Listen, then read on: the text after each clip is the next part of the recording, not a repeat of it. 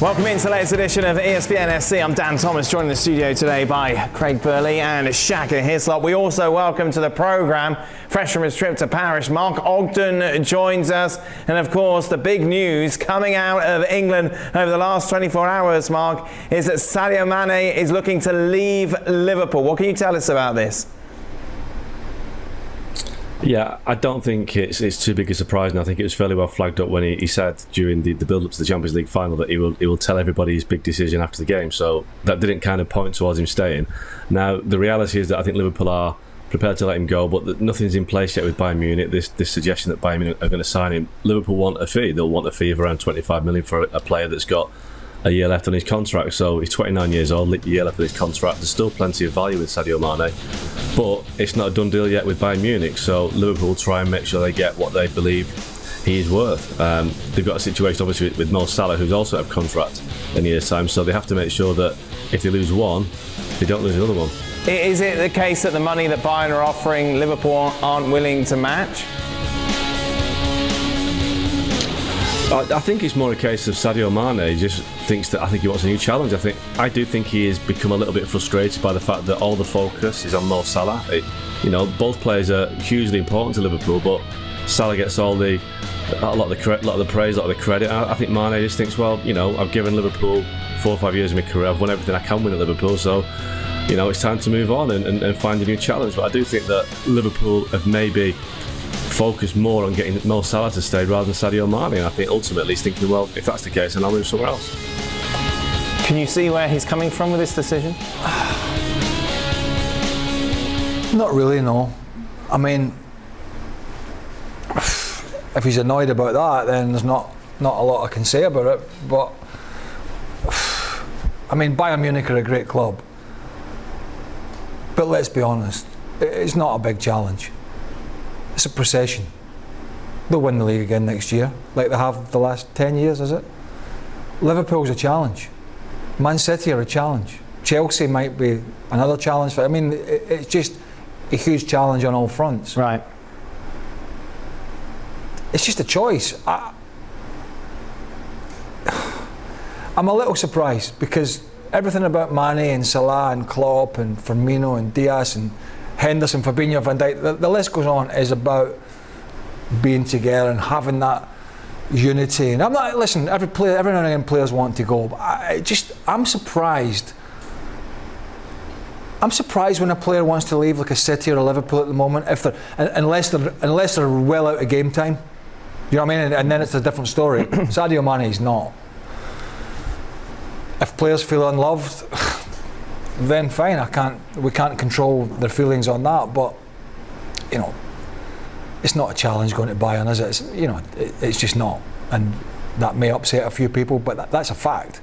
They are a dominant side in German football. Liverpool are a great side in England, but there's a huge challenge on to be the top dog in England. You need your Sadio Manes for that, and Bayern Munich do not. I understand what Mark's saying, but we've heard in the past, haven't we, Sadio Mane didn't want to celebrate Africa Cup of Nations at Anfield because he didn't want to remind Mo Salah of it. The World Cup's success as well. So maybe that goes against slightly what we're hearing. Is it just a case he wants a fresh? I think so. That's the only thing you can put it down to, that he wants a fresh opportunity, whether you phrase that as a challenge. I don't personally see where the fresh challenge comes from. Well, I suppose it's always a challenge going to a new team. Right, and now here's the thing: is as somebody who grew up outside of England and played his career in English football, it's never home. So I'm always a little bit more sympathetic to somebody who is not English and has now spent 6 years at Liverpool, for more than that when you add in his time at Southampton. So it's not as jarring a decision, not as difficult a decision to go somewhere else, because as good as things have been, you're not home. Right. And so it's the decision to move elsewhere that isn't home is an easier one for Sadio Mane. So I'm sympathetic in that regard. But at the same time, he is in a good place at Liverpool. And I'm like Craig in that when you hear about players leaving clubs that they're settled in, that are successful, you always start to question that, because for all the frustrations, Liverpool are competing at the top end of the Premier League, or certainly will be. They've played, 3 of the last 5 Champions League finals, so they are one of Europe's big boys, even though they've lost 2 of those finals. So that for me is a little bit concerning. As much as you see the players coming in, like Jota and Diaz, you felt it was more Firmino who was more likely to be displaced. Yes. You know, so that for me, from that aspect, I'm a little bit confused. I mean, I'm maybe backtracking a little bit here, and there maybe is a little bit of a challenge going to Bayern, but then you've got to look at the timing as well. We've talked on the show about Lewandowski's position. He's not a happy chappy. Mm-hmm. Chances are he may go. Thomas Müller is certainly in the twilight of his career. They've lost defenders to free transfers. They've got problems at the back. Is Bayern Munich looking to you, when I bring those scenarios up, a team that's really going to challenge in the Champions League, right, unless they go out and spend a lot of money, which generally they haven't done? So I even look at the timing of it. I mean, that being said, I still think they would probably win the Bundesliga, even maybe losing Lewandowski or blah blah blah. Dortmund have lost Haaland, but here you're at a team who have literally fought on every front this year, right to the end. As a player, getting paid handsomely at a magnificent club in the best league in the world at the moment. How much better does it get than that? What else do you I don't understand what else you need to make you happy, unless it's a family decision and a family wants to move. Then I'll hold my hands up and say that's a different matter. A football decision? See, the other thing to this is that he's got a year left on his contract, and having been in similar positions, when your contract is winding down, you're into the club, or your agent is, and saying, well, we've got 3 years left, we've got 2 years left, let's start talking now. And while there'll be speculation and stories in the papers going way back about those negotiations and where they fell flat or whatever it may be, for a player like Sadio Mane, as important as he has been, for the success that Liverpool has enjoyed over the last few years, the fact that he's now a year left suggests that there's been a disconnect. And if there's a disconnect, again, just kind of going back to, well, I'm not home anyway, you've got no family connection with Liverpool. You just think, well, if the club are prepared to mess me around, I'm looking at this purely from Sadio Mane's perspective. If the club are willing to mess me around in the manner that they have over the last 12 or 18 months, then you know what? I'm going to walk away. I have an opportunity right now to walk away, and I'll take it. This news, of course, somewhat adds salt to the wounds of Liverpool fans who saw their team lose 1-0 in the Champions League final against Real Madrid in Paris. You take a look at the Madrid papers. La Razón saying the legend win the 14th tie. Eternal Madrid, the front page of El Mundo. These are all the national newspapers within Spain. The 14th title, says the front page of Marca. Extraordinary scenes, of course, not only in Paris but Madrid as well. Eternal champions, the front page of AS. This is what Carlo Ancelotti had to say after the game, but first, Jurgen Klopp. It was, so after the game when I saw the stats, it was 50-50 possession, so we had a lot more shots, a lot more shots on target, but the most decisive stat is absolutely on Madrid's side. Just to make sure that nobody thinks I wouldn't congratulate Real Madrid, I do that now, but I congratulate everybody, president involved, outside personally. So they scored a goal we didn't. That's the easiest explanation in the world of football, and harsh to get anyway, but we respect that, of course. When the goalkeeper is man of the match, then something is going wrong for the other team. So we had, I think, 3 really big chances where Courtois made incredible saves. The moment that we suffered in the first half, we were under control. I think tactically we played really well. It's true that Liverpool put a lot of pressure on us, shoot a lot of times, but we managed well the game. Apart from the goal, they didn't have a shot on target. That's a good sign for my team. We had 9 shots on target. That's really a good number. The problem is they scored with 1 shot and we didn't score with 9. That's the difference between losing and winning. When the goalkeeper is man of the match, there's a problem. Problem for who exactly? Listen, we've seen this from Thibaut Courtois all season long for Real Madrid. We've discussed this in the build-up to this game at every single stage of the Champions League competition, how important Thibaut Courtois has been and continue to prove to be for Real Madrid. And as much as we're talking about Thibaut Courtois as man of the match, it almost feels like this was routine for him, given how good he has been. But from a Liverpool perspective, you understand the heartache. You understand the heartache that sentence causes. If you're Real Madrid, that's all right. We'll take it. You know, that's fine with us. Other aspects of the game, they went with. Coming into this game, Liverpool were favourites for reason, for very good reason. We'd seen PSG be favourites. We'd seen Chelsea, Manchester City do the same. And then this. So if Liverpool are coming to this as big favourites as they were, you know that the keeper had to have a standout performance. That had to happen. Now you don't give Liverpool the other opportunities. You don't give Liverpool the opportunities to press and force you into mistakes deep into your own half.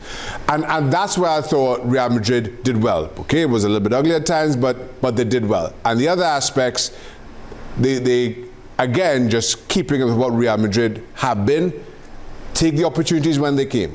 And that's exactly what they did against Liverpool. That's exactly what they did all season long.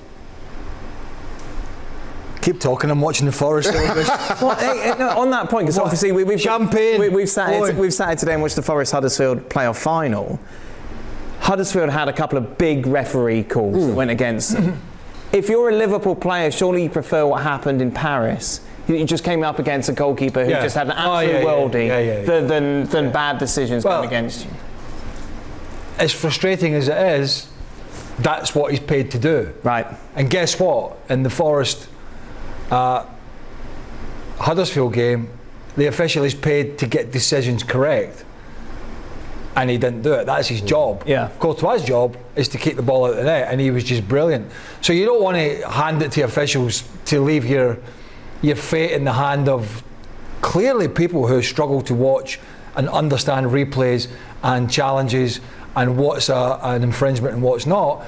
It's crystal clear in the Champions League final. He's probably, I think at the moment, the best keeper in the world in terms of his shot stopping. We know Alisson, one-to-one he comes out, he's like a giant, isn't he? He'd frighten you to death, wouldn't he, when he comes out one-to-one, makes himself big. But Courtois is as big a guy, but his shot stopping, the one he got down to in the first half, is getting down for a bit. I mean, I thought I could have sent him a video too a few years ago. When you get the WD-40 spray on him getting down that quick. The way he gets down and tips on the post, you're a good goalie, son. Don't take it to heart. That's right. Absolutely brilliant getting down. And then the one you talked about, I think it was a little bit earlier today, where it comes off his arm. The Salah one. The Salah one. I don't know which one's a better save, but he just makes himself big, and you know that is going in the back of the net. Yes. So he was incredible, and I know we're going to hear from him, but let's not forget, it doesn't seem that long ago the Real Madrid fans were howling at him. Yeah, completely. They couldn't stand them. It's been an incredible turnaround for Courtois, but man of the match in the Champions League final, making more saves in a final than any other goalkeeper has in Champions League history. This is what the Belgium international had to say after the game. Out of the many saves you made today, can you first of all say which was technically the best in your opinion and how you pulled it off? And secondly, you said after the game that you felt that you hadn't been respected in England, and I just wonder if you could explain where that feeling came from. No, the first, I think maybe the most important was the save on Mane that I pushed against the post, because it was a really difficult one that I really had to push and use my 2 meters to get there. And obviously also to turn fast to get the rebound. And the other part, I think, there was a magazine in March that didn't put me in the best 10. goalkeeper. So yeah, I don't know. That I think is a lack of respect. But that's not. I don't say they have to put me in number one. I don't mind. There's Alisson is a great goalkeeper. Mendy is great goalkeeper. Oblak, Ederson. There's really a lot of great goalkeepers. I don't say you have to put me number one, but that after a season like this, they don't put you in the like in the first 10 is strange. And secondly, yesterday also I saw plenty of funny stuff coming out of England. So yeah, I guess it's to do with how I left Chelsea, but I think it's how it was. I won twice Premier League in England, and I don't think I ever get really recognized for it. And especially after my first year in Madrid, that was not great. A lot of people laughed with me, and now here I am as a winner. So it's a nice comeback. It's fascinating because you look at these polls and top 10, L'Équipe, whatever, you think our players don't care about that, surely. Well, some clearly do. Clearly they do. But he has a point. I'm also sympathetic to the point that whatever poll this was making. And the thing with Thibaut Courtois is we know he's an incredible goalkeeper, and you see especially his progress during the course of this season. But he was lacking that big moment, that big game on world football's biggest stage. It never came with Belgium. No fault of his own. I don't think he's ever let Belgium down, but Belgium have never been able to deliver on their own promise. Got to Champions League final at Atletico Madrid. I thought, by comparison, disappointing time at Chelsea. Takes over from Keylor Navas, who just wins 3 Champions Leagues on the spin. That was an odd decision at the time, and then didn't settle in well, and he spoke about it. And then he produces this season, and this performance to cap off that season. So while, I can't remember where he said the poll was from. ESPN. No. Shaka's power rankings. Yeah, when to the point, I think this season he has established himself, and after that game, as the best in the world. The Champions League final, surely that's motivation enough, isn't it? Like, if you're a player, do you need all this extra kind of? I don't think he was. I don't think he was any more motivated. Every player wants to go out and play the best, and he certainly saved his best for yesterday's big game. But I don't think he's motivated by that. I think he was more annoyed by it. Yeah. Just looking at right. And I think he probably understands that it's maybe coming from a position of not looking at his talent and looking more at, well, you decided to leave this or leave that. I don't know why they bother about it. Play at this level, it's not going to matter one way or the other. That criticism is bothered him as much as the praise will. No. It's not going to matter. He's going to get up. But it clearly mattered because it was in his mind. He speaks about it, but it doesn't change anything that he does. Right. He will get up on first day of pre-season, whatever that may be, and do exactly as he was doing for the seasons gone by. He won't have that top 10 pinned up in his local gym he as won't. a motivator to do an extra. If it was me, I'd bring the Champions League trophy and have my pre-season with it on the training ground. But that is not. He's going to put that behind him, as he's going to put the success behind him as quickly as he put the criticism behind him. Right. He knows he's won the Champions League, and if Craig's Brazil experience at the World Cup is anything to go by, he's going to mention it every opportunity he gets. Yeah. He's going to mention scoring at the World Cup every opportunity he gets, but it's not going to bother him. It's not going to bother him. I wasn't going to bring it up. It was a reference to something. It's no Frank in the World Cup, let's be honest. I don't go about with the World Cup until like LaBeouf. I don't go back with my name on it. Meanwhile, if Carlo Ancelotti is walking around with all the trophies on his head, it would be an incredible, difficult feat, considering that is now 4 European Cups. Like Gazzetta saying, magic Carlo, the front page of Correa de Sport. Where's the... Oh yeah, there it is in the middle. Of course, I'm trying to find it. Oh goodness! Don't mention the F word. Tutor Sport saying Real League. I'll be honest, I don't know why we bother putting those up, because you've got no idea. There was probably an email. It was an email. It's an extraordinary resume when you take a look at. Where's Everton? Said managed Everton. He was managing Everton last year and all that. And he was nowhere near first choice of Real Madrid in the summer. It was circumstance. They needed a save. They wanted, I believe, I don't know if it was Pochettino or not, but they wanted a different manager. Yeah, and they knew this was transition with Ramos leaving and Varane. They needed a safe pair of hands, and although he wouldn't say it, he couldn't get out of Merseyside quick enough, could he? He'd have run from Merseyside to Madrid. Let's be quite frank, what an opportunity to go back into such a huge club, from a club that clearly has had a lot of problems before he joined there, and after he left there, almost relegated, and he's moved on to winning the La Liga again at a canter, winning the Champions League, seen Benzema have as good a season as he's ever had, seen Vinicius Junior really come to the fore as the player that they thought he was a couple of years ago, but was inconsistent. Has managed to keep Casemiro, Kroos and Modric as that three-ball dynamic, has played them in a lot of games, even when people were saying, these guys are going to need a rest, these guys are going to need a rest. Only until the end, when the league was won, did he really juggle them about a little bit. So, and on top of that, you lose the talisman in Ramos, and Rafael Varane, the World Cup winner, goes to Man United. There was a lot to digest for him. So often we talk about perfect fits. And Ancelotti this season in particular epitomised that. We could sit here and speculate whether Pep Guardiola or Jurgen Klopp could have done the same with this exact same Real Madrid side.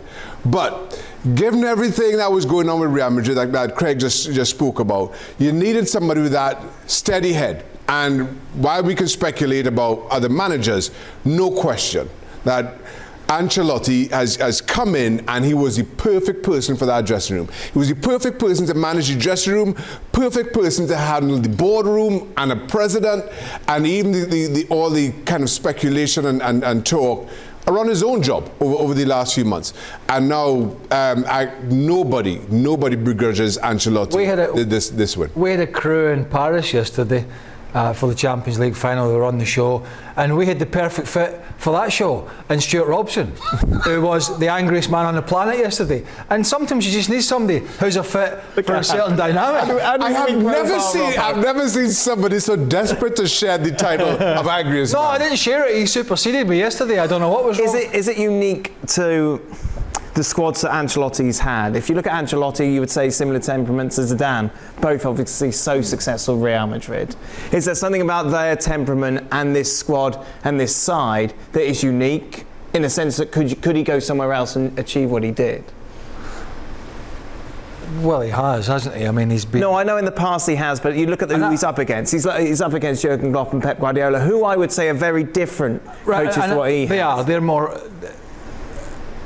I would call him more of a man manager than a coach, and I'm sure he has coached till the cows come home, and I'm sure in the early days at Milan it was a rebuild and it was coaching, but his persona and reputation has gotten away from that. Now, to go back to your point, in recent years the two guys are kind of similar in a way, Zidane and Ancelotti, different end of the spectrum in terms of experience, but none of them are a sort of Antonio Conte type figure, where it's never about them, or a Jose Mourinho type figure, who guys that have had huge success, but it is about me, and banging tables and media coverage and shouting and publicly shouting at ownership about what they need and what they don't get, and maybe leaving.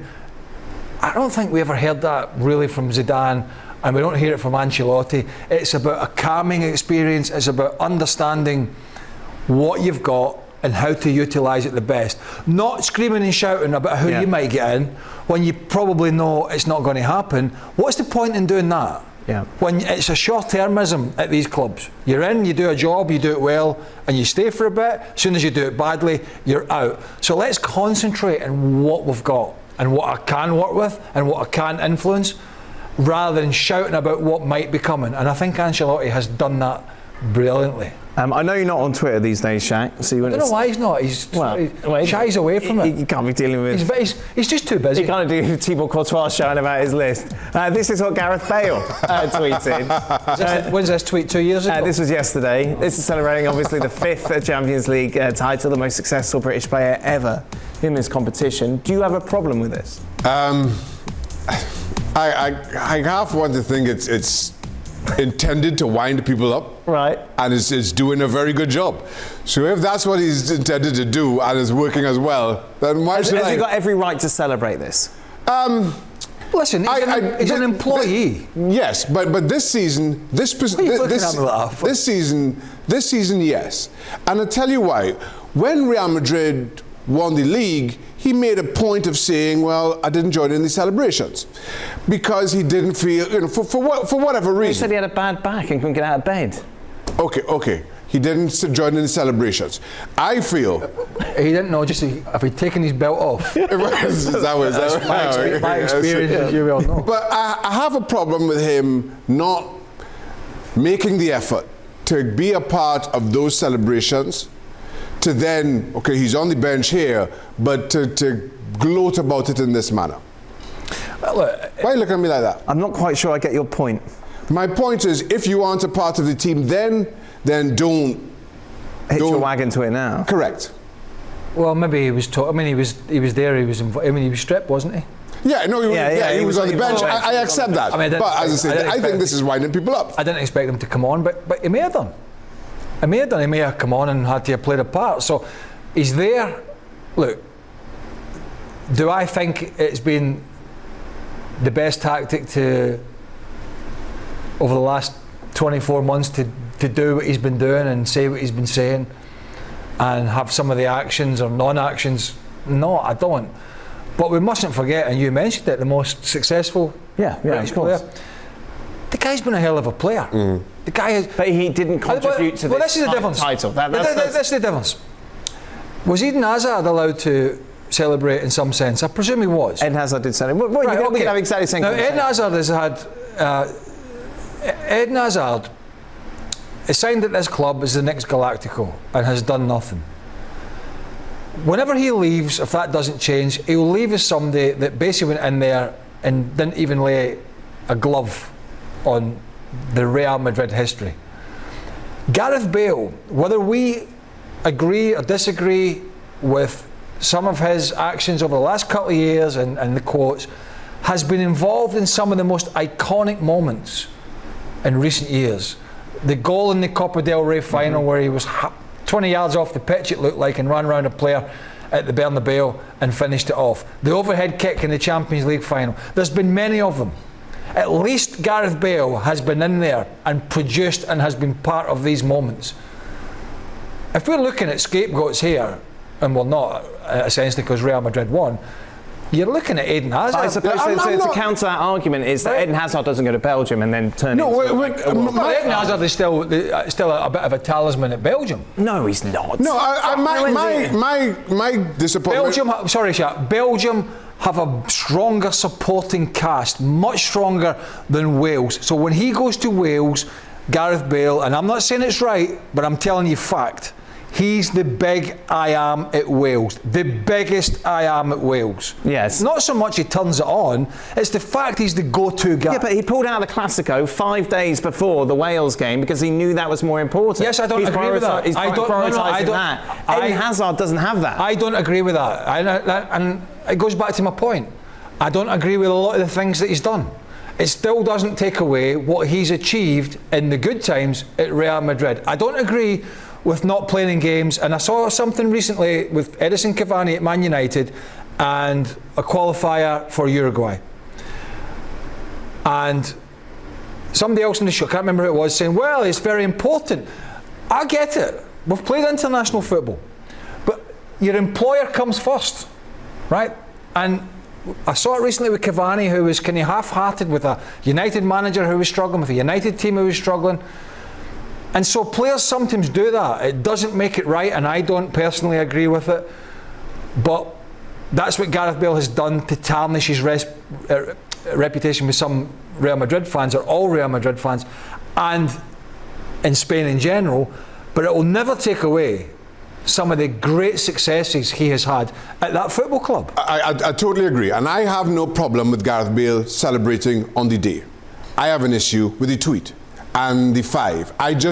To me, and maybe you can tell me social media is different somehow, but to me, it's moved on. To me, it feels a little gloatish that the way he puts it out. Now, if he's out on the field and celebrating and somebody takes a photo and posts that, that's one thing. You're there as part of the team on the day and you're celebrating. But the fact that you take this photo, or somebody takes this photo of you and it's put out on your social media platform, your Twitter account, with the 5, I just feel it feels a little bit fabricated. Would you have done it? I don't know why. I'm the most laid-back man in this show. I just brush things off these days. Why is everybody getting... Let's have a bit of love and peace. Would you have done it, Craig? Would I have done what? Tweeted out 5. Well, what does the 5 mean again? Remind me. That's his 5th Champions League title. Right. So I'm not quite on board with what's the big problem here. Okay.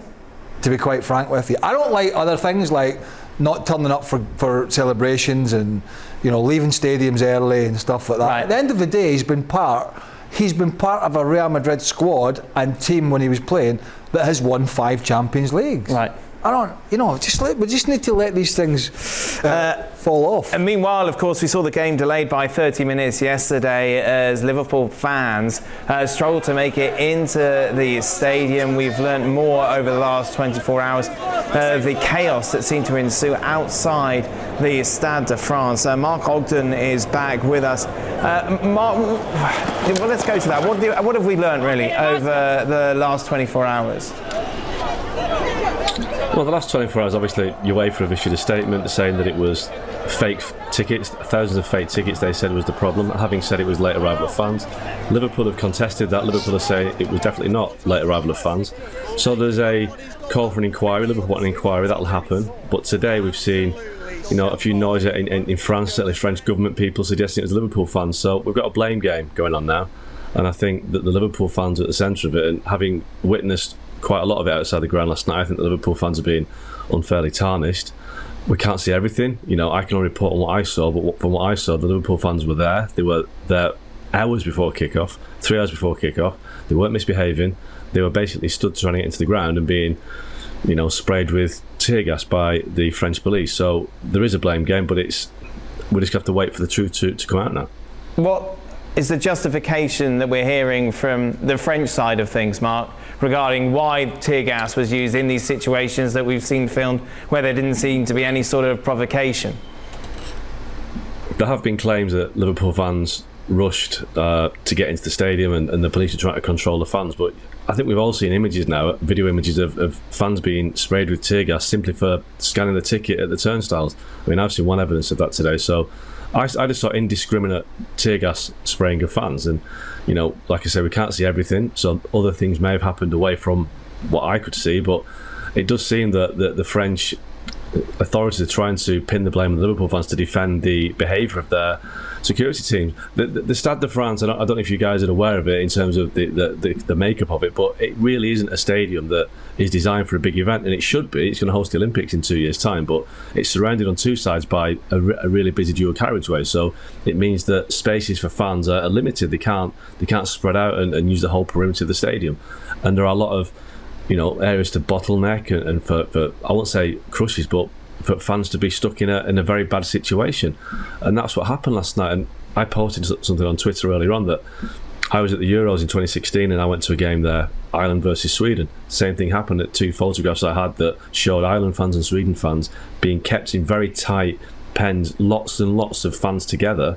It was just ridiculous. So the stadium is kind of notorious for these kind of problems. Yep. So I think it was bad planning, bad organisation, and the Liverpool fans, because English fans in general have a reputation for disorder, rightly or wrongly, that it was easy to pin the blame on that. Mark, it's interesting as well. I'm not sure how much you can tell us about this. Jim Beglin, who we know is, of course, one of the main colour commentators around the world of soccer, tweeted that coming out of the stadium was almost just as chaotic in that there seemed to be planned gang raids on some of the spectators. Yeah, I mean, I've spoken to fans who were there, and they said that it was basically they said it was jump squads. That might be the wrong term, but they were just being attacked and just picked out by locals, basically, just waiting for them. It's quite a long walk from the stadium to the metro station, to the train station at the Stade de France, but it's quite busy, but it's not a walk you'd like to take at 1 o'clock in the morning, which a lot of the fans had to do. So that, again, is another element of just how badly organised this was, and how the lack of signage as well. it wasn't a good environment last night. And before the game and after the game, there was definitely an air of tension. And it's not in a great area of Paris. It's in quite a deprived area of Paris, and there have been times when I've been there after dark, and it is quite an intimidating place. So the reports I've heard do tally with what I've kind of seen and experienced in the past. And it's not just France. We saw England, of course, Wembley in the final as well, and all the chaos around that. Which begs the question, why isn't there just a general protocol around these big events? This is how we do it. This is how we stop these things to continue from happening. Absolutely. Look, I mean, UEFA will say that this was a late change to the venue. It should have been St. Petersburg, but it was changed in February. So there should have been much more signage, much better plans last night. I do think that there could have been checks further away from the stadium in terms of ticket checks. Now, I think one issue is that English fans, British fans tend to travel in large numbers without tickets. We saw that with Rangers in Seville, we saw it with Liverpool, and I think with Real Madrid it wasn't the case. The Real Madrid fans were largely fans with tickets. There weren't many Real Madrid fans hanging around outside without tickets. Now, do we have to stop encouraging fans to go to a city like Paris or Seville to make a break of it, to experience the fan zone? Maybe they don't have a fan zone. If you don't have a fan zone, they've nowhere to go during the game. So encouraging fans to travel if they haven't got a ticket is not a good idea, because it leads to the police being on edge. And only last 2 weeks, we've seen pitch invasion at Man City, which turned nasty with the crossbar snapped. We saw the pitch invasion at Nottingham Forest, where a fan was arrested and given a prison sentence for attacking the Sheffield United coach. So English football, going past the last 12 months, has kind of seen its reputation take a nosedive again. And if you're the French authorities and you've got 50, 60,000 English fans coming into your city, I'd imagine you're quite wary about it, and you may decide to go heavy-handed, which is wrong, but that may explain what happened. But whatever the explanation is, it was still wrong, because the Liverpool fans weren't misbehaving. So it's perception, I guess, and it's the way that these fans are treated. At times, they were treated like animals last night, and it was horrible to see. Mark Ogden, thank you very much. A lot more, of course, on what happened on the pitch and indeed off it on the latest edition of the Gab and Jules podcast. That will drop on Monday.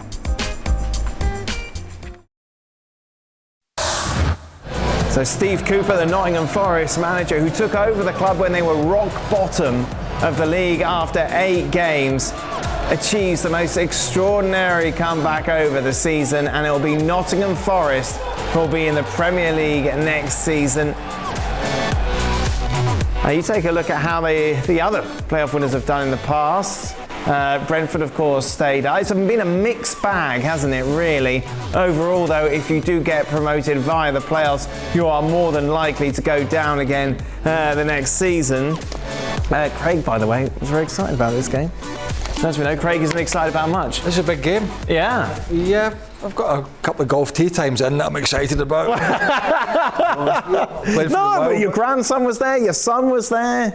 And a lot of my mates were there from Nottingham. Ooh. Yeah, all 3 of them. Well, I spent 15 years there, so I know a lot of people. So it's big for the city, big for the club. 23 years. It's a club that's 2 European Cup wins, Champions League now, if you like. They were the Real Madrid of their era for a couple of years. They've been the top dog in England around the time when Stevie was at Liverpool, maybe just before that.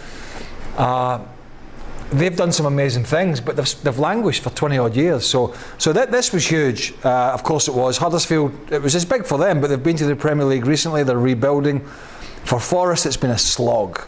They've watched all these other teams come up. Huddersfield before, the Fulhams, the Villas you mentioned. The Wolverhampton have come up and sort of cemented themselves as a Premier League team now after quite a few yo-yo years. But there's some big teams in the Championship. You know, Sheffield Wednesday have been down there for a while. They're a big club. So it's not a divine right to come up and come out of it. And ownership has been problematic over the years with the death of Nigel Doughty at a relatively young age. He was a big backer of Nottingham Forest, local businessman, very rich guy. And he was the sort of sugar daddy, and when he passed away, it was a huge concern about what would happen to the club. Right. At the moment, it's got Greek ownership. It's had some investment, but not a lot. But it's made a really good choice in the appointment of Stevie Cooper. And that was the difference. It wasn't millions and millions of dollars. It wasn't star players. It was Stevie Cooper coming on board and working with what he had. As we discussed, though, with regards to the Champions League final, where Thibaut Courtois was the difference, here, if you're Huddersfield, you're heading back north with just a horrible taste in your mouth given those two decisions. Yeah, you'll be looking at those over and over again, just wondering how the referee missed them, how different things could have been for you. Because as a neutral, I saw both of these as penalties as well.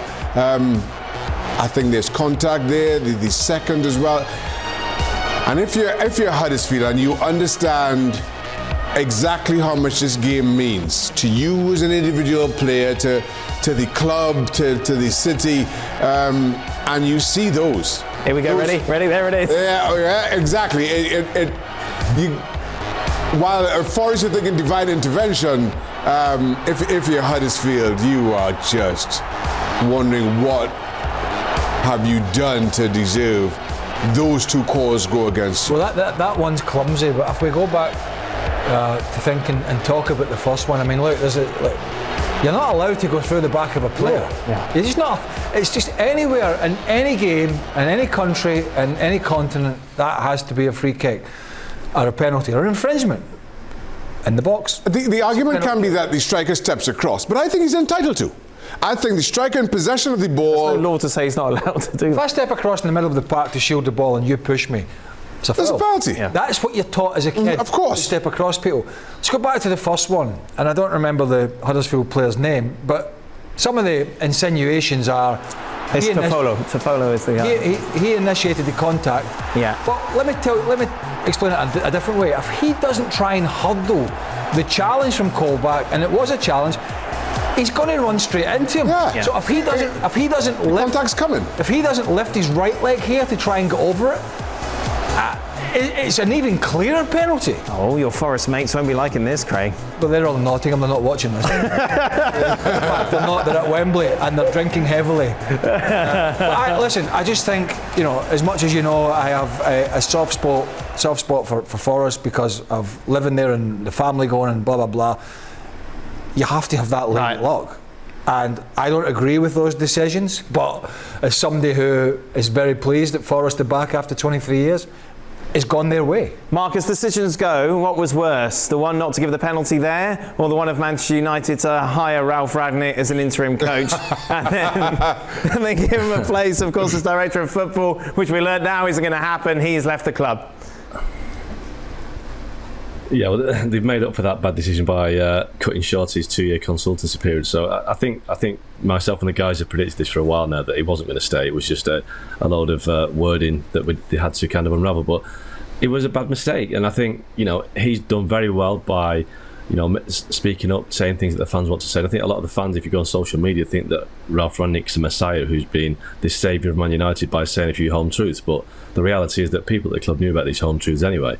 There have been changes behind the scenes, and Ralph Rangnick just criticised the players, criticised the club. And I think if you're going to work for somebody, you've got to be careful what you criticise. And it turned into almost like a self-preservation act for Rangnick to make sure that his own reputation was intact with the fans and with the people that he's going to work with at Austria. And then I'm not surprised at all. I think it had to be done. I think it made no sense. Why would Man United be advised by the manager of a second-ranking mid-tier international team like Austria? It didn't make any sense at all. But you think about Tuchel and Klopp and Mark, it seems if you listen to some, and quite a few, that the sun shines out of the backside of every German coach. But quite frankly, he was out. I mean, he was just bordering out his depth, wasn't he? Absolutely, and he may well be the guy that inspired Jurgen Klopp and Thomas Tuchel. A bit like Marcelo Bielsa inspired lots of coaches, but Marcelo Bielsa didn't win a lot as a coach, and Ralph Rangnick's won nothing as a coach. And I think this is the thing, that he may be an organiser and a builder, but that wasn't the role he was going to take at United. It was almost like an advisory role, and he certainly wasn't a manager. So I just think that United had to bring somebody in after Solskjaer, and they went for this guy because he had this reputation of being an organiser. But I was told a funny story about him when he arrived, and it was basically that the people at the club were saying, look Ralph, you have to accept that it's Man United. Everything you do, everything you'll say will be under great scrutiny. And apparently he said to them with a kind of a knowing look on his face, it's fine, listen, I've moved from a big club before when I left Hoffenheim for Schalke.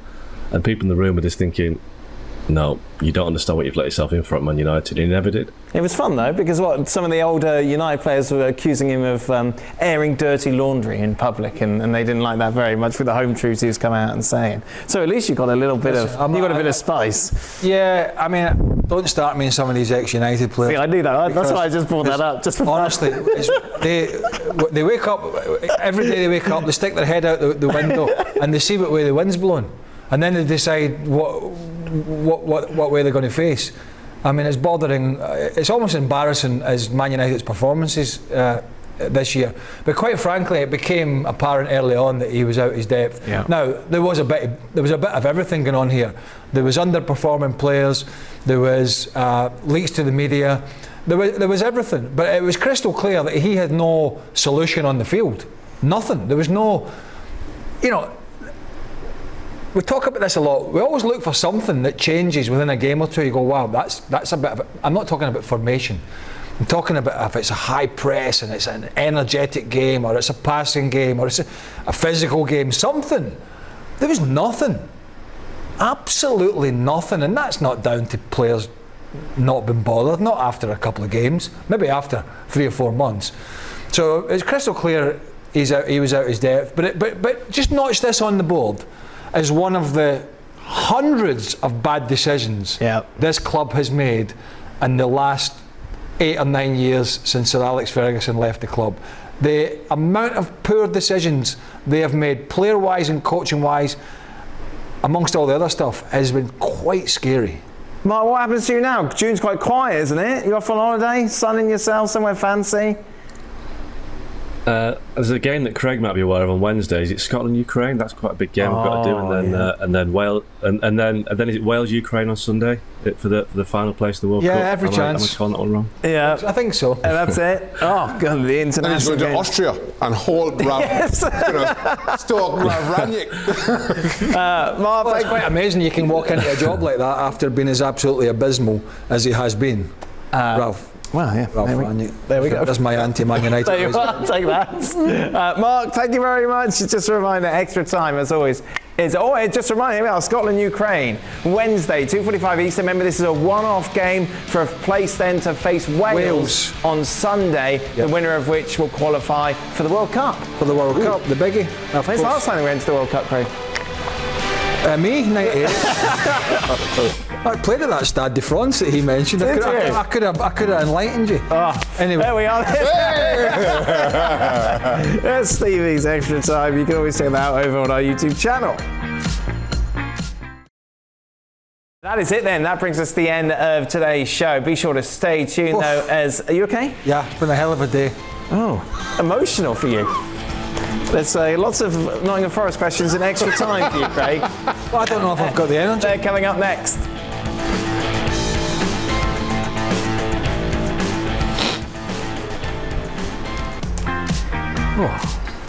Welcome in then to the latest edition of Extra Time.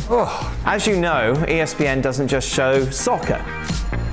Right. Also has the rights to F1, which Craig was trying to avoid the results of throughout the whole of today, which included him running through the corridor. Walking backwards. No, don't show it! Don't show the F1! Don't look at the TV screen! I mean, what TV network has as many TVs around the place? How am I supposed to avoid it? How selfish of them. One point I was actually walking. The people doing the sports centre here must have wondered what it was. I walked backwards past there at one point. Did you? And I had my finger in my ears, mumbling to myself. I could just hear the commentary in the background. Yeah. So far, so good though. You've avoided the result. And to the Indy 500, I'm going to watch. It's on as we speak. Okay. That's a huge race, obviously. I'll be watching. That's my night sorted. I know, perfect. Beautiful. You're going to watch the end of the Indy 500 and then watch No, I'm going to watch the rerun of F1 on the ESPN app. Oh, there we go. And then that's my corporate promo for today. Right, beautiful. And then I'm going to watch the Indy 500 later, and I'm going to make sure I've got 1.5 litres of water. Are you going to be able to stay awake throughout all of this? Well, what's she looking at? Who would be I was up early this morning as well, so that could be a problem. Oh yeah. 5:30, my son phoned me. 5 in the morning, 10 UK time, to get him a parking space at Wembley. Yeah, that's the power that you hold. I'm in Connecticut. Yes. And he wants me to get him a parking space. Yeah. But you sorted it out? I did. There you are. Pulled some strings. Oh, Yeah, that's why he called you. Oh, I didn't. I went online. Paid for it. Google. $100 later, and I got him a look at parking that. What space. a £70. Hey. It's forgotten. No, he said he'll pay me back. He'll pay me back, and then next Friday he'll need money again. Give you a gift card. Yeah. Who would be the For a restaurant. Yeah, big steak. Who would be the best replacement for Sadio Mane now that he has announced he's leaving? Now that Liverpool has Diaz, should they go for a goal-scoring striker like Harry Kane? There was talk of Jared Bowen from West Ham. Right? He's had a great season. I'm not sure. I don't know. Could he move there and reproduce that kind of goods? I think they should go for a goal scorer. Well, what about Harry Kane? That's the question. Should they go and get him? I think they should go for a goal scorer. So they should go for Harry Kane? A goal scorer. Maybe they'll go for Lewandowski for a couple of years. Right. Would that work for you? Yeah. Yeah. I think Lewandowski, yeah, either of those works. Yeah, that kind of player, they fit. Right. Any system. So who would you have, Lewandowski or Kane? Ooh. I'd say Harry Kane because of his age. Lewandowski's a better player though, isn't he? Slightly younger. Yeah, but Kane's slightly younger. I'm following what Craig said. Don't ask the questions if you don't like the answers. I'm just putting in the other side of the argument. It's been a very emotional day, draining. Oh, draining. Yep. For Craig, Watching this. would a Mane for Lewandowski swap be the best thing Liverpool could do this summer? Both players want to leave their club and Liverpool will need to bring someone in to score goals after Mane leaves to keep pace with Manchester City. Well, I think that would be, yeah, absolutely. Yeah? Well, you've still got Jota who can play. You've got other players that can play wide. Right. I mean, Lewandowski's not going to do that, so you know exactly where he's playing. If you're Lewandowski, where would you prefer to go? What's my choice? Liverpool, Barcelona? Well, I think from a football perspective, Liverpool. Right. From just a CV looking back, not that Liverpool are not great, but to finish your career having played amongst others Dortmund, Bayern and Barca. But at the moment, if I wanted success, and I'd go to England and, try and help City topple what has become at the moment a dominant Man City. Is it a purely individual thing? In the sense that you think of, as Craig says, if you want to win something, Liverpool probably is more likely. However, the overall experience of living in Barcelona with the family, kind of that, how much is that? Well, I think, not just living and that circumstance in Barcelona, but you know what Liverpool are.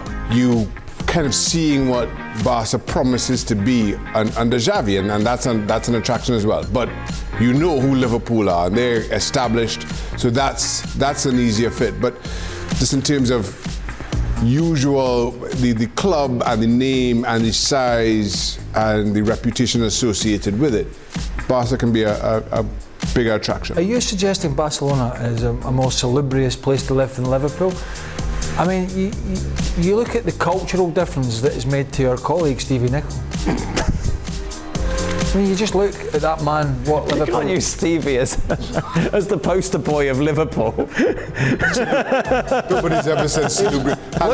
Nobody's ever used salubrious since Stevie said that. Come to our city, look what you'll turn into. Here's a photo, a man who eats the largest onion rings in the world and the most well-done steak. God. There he is, red face and all. For Shaka, oh there he is. Yeah. Look, he's got a mouthful in that photo, isn't he? Look at him, It's like a hamster.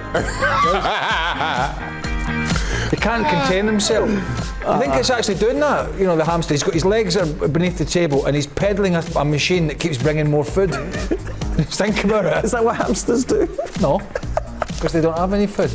They just use that as an exercise. Hamster wheel. For Shaka, what was your feeling when two teams were full of stars but still a goalkeeper won the Champions League final for finally some respect, importance for goalies. Absolutely right. Craig, obviously very harsh on goalies. Yeah. And Stevie equally harsh on goalies. Can't stand them. See? Right on cue. Can't stand them. Man of the match in Champions League final, no question. Goalie. Shaka, earlier this year there was a story about Courtois allowing some forwards to score in training to help them gain confidence. Do you believe it, and have you ever had to do this to empower your team? It just No, looked I don't like believe it. It just looked like it. I was trying to let them score. Do you believe that, Shaq? Nope. You'd hate that if you're a striker hate and you it. found that out, wouldn't you? I'd hate it as a goalie too. Yeah. I'd hate it throughout. Like a pawn in a weird game. Yeah. For Craig, is your bias towards Forest as strong as it Not is? biased. What is it? It's a keen eye. For Craig, is your bias towards Forest as strong as it is for Stevie and Liverpool? Asking for Robbo.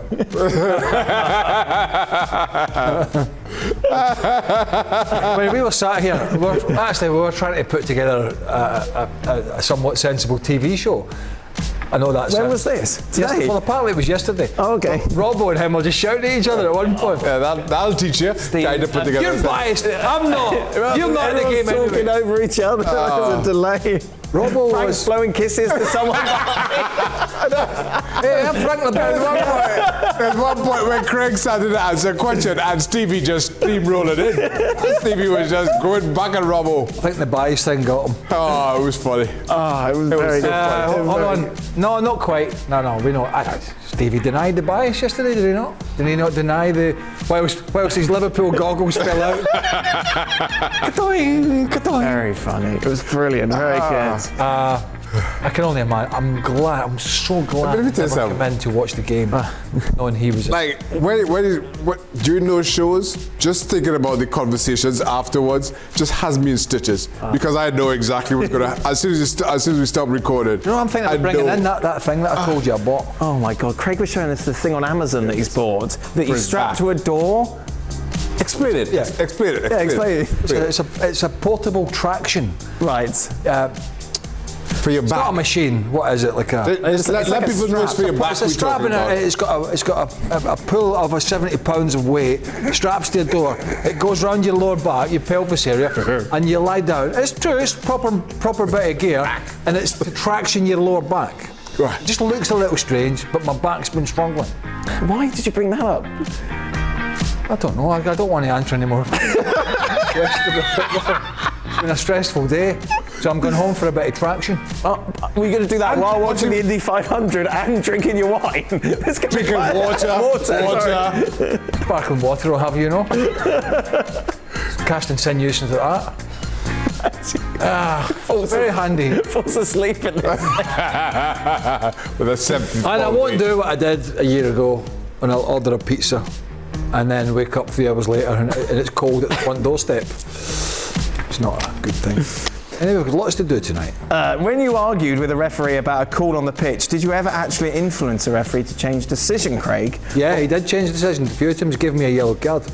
Or are you arguing in order to influence any future decisions? No, I always felt, and I had so many run-ins with the referees. Imagine him in referee. Oh, good Lord. Mine was just purely out of anger and frustration. Sometimes you just can't see it, and sometimes you just genuinely think they're just got it in for you that day, and the blood boils, you know what I mean? Particularly if a game's not going your way. Oh my God, the things we used to say. Yeah. Oh, it was so much worse back then as well. You could say stuff to referees. Really? And they say stuff back to you. Right. That was just part of I've had it. this discussion many times. Yeah. They would give it back to you. They can't. And you wouldn't mind that? No, referees a lot of times won't do it now because they've got the mic on and they're communicating with their assistants. A lot of the stuff's recorded, and I'm not saying they were saying stuff that would get them in trouble, but it might be seen, the language could be seen as inappropriate. And so, I don't know, I don't think you're going to get any of that now. You might get the odd little sarcastic comment, but you'll get a full-blown tell you where to go from a referee. But I used to see who was refereeing. I used to know who was refereeing our games beforehand. So you'd consciously look at that? Well, I'd say to the coaches that who's refereeing the game at the weekend, and they'd tell me, and I'd make my mind up relatively early what my attitude was going to be. That's your scouting report. Your scouting report for the game is which referee? And it used to start. That used to start from the arrival, getting off the bus, to him popping his head out the referee's room an hour before, to the warm-up. Right. Referees and officials have to go out for a warm-up too, same as you. And Do you think they liked you or not? I know it's a stupid question, but because you were so... Yeah, it's a stupid question. No, yeah. No, of course they didn't a like couple him. of the Scottish referees did, because they had a sense of humour, and I think I've told us anyway, Willie Young in particular, who was a high-level referee in Scotland, went on to be a fantastic after-dinner speaker. So he had a sense of humour, and he had a sharp wit about him. Okay. And I quite like that. Right. So he gave me it back in bundles. Okay. So I imagine you'd relish that sort of thing. I did. Yeah. I did it more, and then the more I did it, the more he would give me some line back, and his line was usually better than mine, which annoyed me even more. Yep. So I'd go then back. your back went. So then it became a point I was just short of tackling them. And then my back went. I bought this traction thing on Amazon that my wife thinks a waste of money, but I've convinced her. I'll be like, I could be playing again in 6 months. Final question. Could be out there. Where does Real Madrid, I'm going to add something there. Where does Real Madrid and where does Nottingham Forest stand in Shaka's power rankings? Oh, you'll have to wait to see. Are the power rankings this week? What day are you doing them this week? Thursdays. Right. Final power rankings to take us... I'm working this Thursday as well. Well, lucky you. Wow. Jack, Thursday? Yeah. I'm off. Oh, that's Well, a shame. listen, I will Get some be... traction. I'll be, as always, every day, I'll be